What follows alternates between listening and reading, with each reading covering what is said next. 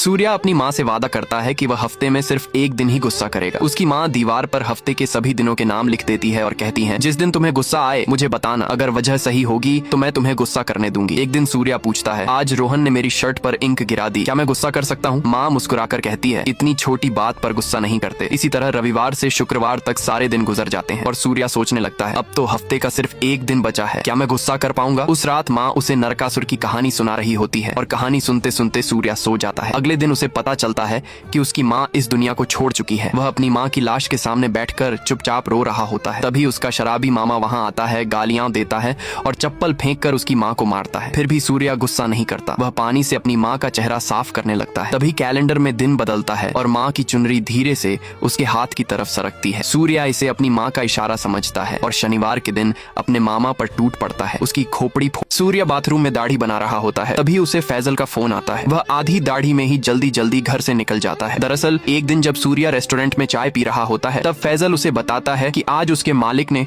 उसकी बहुत बुरी तरह पिटाई की। यह सुनकर सूर्या शांत आवाज में कहता है, मुझे अपने मालिक के पास ले चल। फैजल उसे अपने मालिक के पास ले जाता है। सूर्या बूढ़े मालिक से पूछता है, तूने इसे क्यों मारा? बूढ़ा विलेन गुस्से में कहता है, इसने मेरी घड़ी में समय 10 मिनट आगे कर दिया था, इसलिए मारा। फैजल ही सूर्या को वहाँ लाया होता है, इसीलिए गुस्से में बूढ़ा विलेन फैजल के माथे से खून निकाल देता है और अपने गुंडों से सूर्या को पिटवाता है। लेकिन सूर्या पलटकर वार नहीं करता, क्योंकि उस दिन शनिवार नहीं होता। बाद में फैजल दर्द में पूछता है, भाई मैं तेरा दुश्मन हूँ क्या, जो तूने फिर मेरी पिटाई करवा दी? सूर्या शांत होकर कहता है, शनिवार तक इंतजार कर। शनिवार के दिन सूर्या फिर आधी दाढ़ी में ही लौटता है और बूढ़ू के सभी गुंडों को बुरी तरह पीट देता है। फिर बूढ़ू का सिर फोड़कर उसका खून निकाल देता है। डरते हुए बूढ़ू पूछता है, उस दिन मुझे क्यों नहीं मारा? सूर्या मुस्कुराकर कहता है, मैं हफ्ते के 6 दिन भीगी बिल्ली बनकर रहता हूँ, लेकिन 7वें दिन ऐसा शेर बनता हूँ जो बड़े बड़े बाघों का भी शिकार कर देता है। ये सुनते ही सूर्या जब भी किसी आदमी को मारने की प्लानिंग करता है तो सबसे पहले उसका नाम अपनी डायरी में लिखता है। फिर वह खुद से पूछता है, क्या उसे उस आदमी पर सच में गुस्सा आ रहा है? अगर गुस्सा नहीं आता तो वह नाम काट देता, लेकिन अगर गुस्सा आ जाए तो उस नाम के आगे लाल सर्कल बना देता, और जिस नाम के आगे एक बार लाल सर्कल बन गया उसे तो स्वयं यमराज भी नहीं बचा सकते। इस बार सूर्या ने अपनी डायरी में इस औरत के पति का नाम लिखा था, इसलिए सूर्या के पापा उस औरत को समझाते हैं, आज मेरे बेटे ने आपके पति का नाम डायरी में लिखा है, मतलब आज उनकी धुलाई तय है। दरअसल उस औरत के पति ने स्कूल में एक लड़की के साथ गलत हरकत की थी। जब यह बात सूर्या की दीदी ने उसे बताई